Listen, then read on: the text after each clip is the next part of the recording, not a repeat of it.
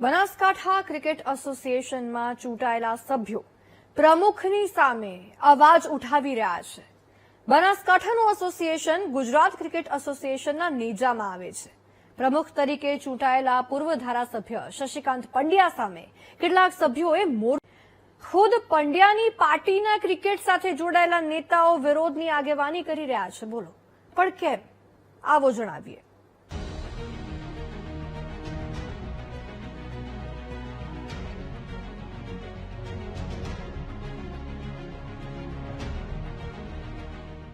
ક્રિકેટમાં બંને ટીમનો દાવ એક ટોસથી નક્કી થાય છે.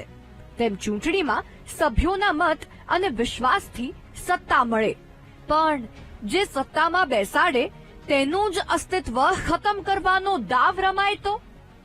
આવું જ કંઈક બનાસકાંઠા ક્રિકેટ એસોસિએશનમાં ચાલી રહ્યું છે. વાત એમ છે કે 14 વર્ષે બનાસકાંઠા ક્રિકેટ એસોસિએશનનો વનવાસ પૂરો થયો અને નવા પ્રમુખ મળ્યા. 96 માંથી 76 સભ્યએ હાજર રહી શશિકાંત પંડ્યાને જીતાડ્યા.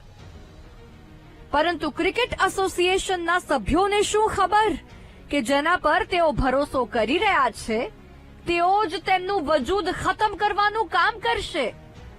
જેને ખભે બેસાડી જીતાડ્યા તેની સામે જ હવે પોતાના વજૂદને બચાવવા માટે અવાજ ઉઠાવવો પડશે. બંધારણ પ્રમાણે એક નિયમ છે કે 10 સભ્યોની સહીથી તમે રેક્વિઝિશન મીટિંગ બોલાવી શકો. એ રેક્વિઝિશન મીટિંગના આધારે અમે સાધારણ સભા બોલાવી. એ સાધારણ સભામાં 68 સભ્યો હાજર રહ્યા અમારા 96 માંથી. એ 68 સભ્યોમાંથી 67 સભ્યોએ સર્વાનુમતે શશિકાંત પંડ્યા સાહેબને પ્રમુખમાંથી બરખાસ્ત કર્યા.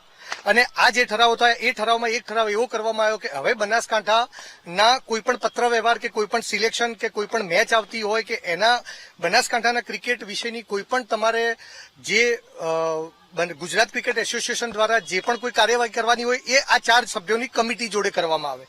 તો એ ઠરાવ અમે જીસીએ ને આપી દીધો. જીસીએ ને આપ્યા પછી આજે પણ જીસીએ ના સેક્રેટરી અનિલ પટેલ એમ કે છે કે તમે કોઈ સભ્ય જ નથી, જે છે એ અમે કહીશું એ જ ચાલશે. હવે જે અનિલ પટેલ આવ્યા હતા જેમણે 96 સભ્યો માન્ય રાખ્યા એ 96 સભ્યોએ ઇલેક્શન કર્યું. એમાં 76 વોટ આપીને જેમને પ્રેસિડેન્ટ બનાયા. હવે આજે એમ કે છે કે તમે 76 માંથી કે તમે 96 માંથી એક સભ્ય જ નથી, ખાલી એ જ સભ્ય છે. પૂર્વ ધારાસભ્ય અને ભાજપ નેતા શશિકાંત પંડ્યા પ્રમુખ બનતા બધા ખુશ હતા, પણ ખુશી પળ બે પળનું મહેમાન બનીને રહી ગઈ.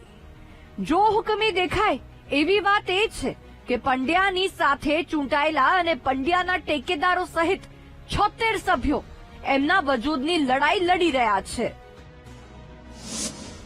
જુલાઈ 2025માં બનાસકાંઠા ક્રિકેટ એસોસિએશનની ચૂંટણી થઈ. આ ચૂંટણીમાં જીસીએ 96 સભ્યો માન્ય કર્યા. જીસીએના સેક્રેટરી અનિલ પટેલ ચૂંટણી કરાવવા હાજર રહ્યા. 96 માંથી 76 સભ્યોએ પ્રમુખ તરીકે શશિકાંત પંડ્યાને ચૂંટ્યા.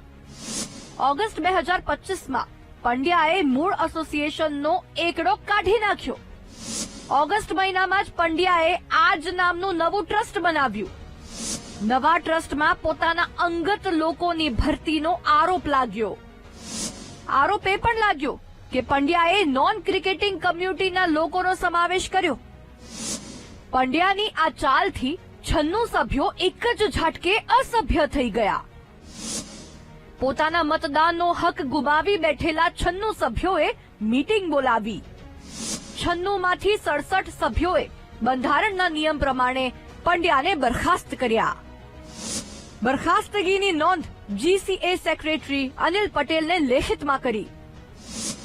મૂળ 96 સભ્યોએ લેખિત અને રૂબરૂમાં જવાબ માંગ્યા છતાં જીસીએના એક્શનની રાહમાં છે. મુદ્દો આટલેથી પૂરો નથી થતો. શશિકાંત પંડ્યાએ નવું ટ્રસ્ટ બનાવી પોતાની મનમાની શરૂ કરી દીધી. આ મનમાનીનો આરોપ નેતાજીના એક સમયના સાથીદારો જ લગાવી રહ્યા છે. એકચ્યુઅલી ગુજરાત ક્રિકેટ એસોસિએશનના 4 સભ્યોની નિયુક્તિથી આ ઇલેક્શન 22/7નું થયું હતું એમની હાજરીની અંદર.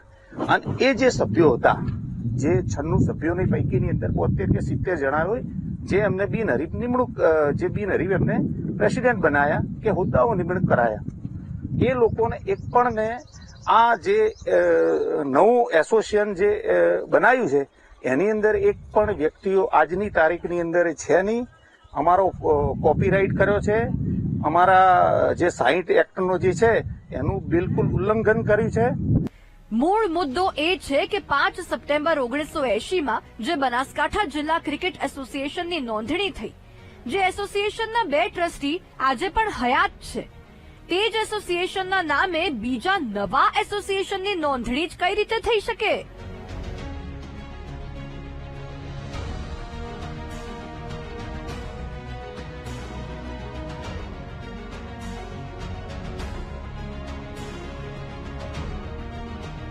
તેથી પણ વિશેષ એ કે જે 76 સભ્યોએ શશિકાંત પંડ્યાને જીતાડ્યા, તેમણે જ 2/3 બહુમતીથી પંડ્યાને બરખાસ્ત કર્યા છે.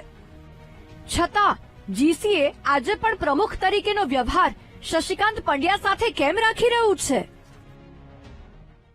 અમારી માંગણી એ જ છે કે ભાઈ જે જૂના સભ્યો છે એ ચાલુ રહે અને એમનું સભ્યપદ ચાલુ રહે. જો આ સભ્યોનું સભ્યપદ ચાલુ નથી રહેતું અને જો આ સભ્યો ગેરબંધારણીય હોય તો અગાઉ જે બિનહરીફ વરણી કરીને 22 સાથે જે મિટિંગ કરી એ પણ ગેરબંધારણીય ગણાય, તો એને પણ રદ કરવી જોઈએ અને ગુજરાત ક્રિકેટ એસોસિએશનને ફરીથી એમને વહીવટદારો નિમી, કમિટી નિમીને આ જે સમગ્ર બનાસકાંઠા ક્રિકેટ એસોસિએશનનું સત્તા હસ્તગત કરી અને એકદમ ન્યુટ્રલ રીતે બનાસકાંઠાના ક્રિકેટને આગળ આવે, યુવાનો આગળ આવે, નાના છોકરાઓ અહીંયા રમી રહ્યા છે, આ લોકોનું ભવિષ્ય ઉજળું બને તે માટે ગુજરાત ક્રિકેટ એસોસિએશન ચિંતિત રહેવું જોઈએ. અમારી ટીમે પ્રમુખ શશિકાંત પંડ્યાનો પણ સંપર્ક કર્યો, પરંતુ કોઈ પ્રત્યુત્તર મળ્યો નહીં. આ કિસ્સો ચેતવે છે કે ભવિષ્યમાં કોઈ વગવાળો વ્યક્તિ સરખા નામે જ ટ્રસ્ટ બનાવશે અને તાનાશાહી કરશે તો જીસીએ કોના પક્ષે રહેશે? ચૂંટાયેલા અને માન્ય સભ્યોની સાથે કે પછી વગદાર વ્યક્તિ સાથે? Mogji Patel, VTV news, Banaskantha.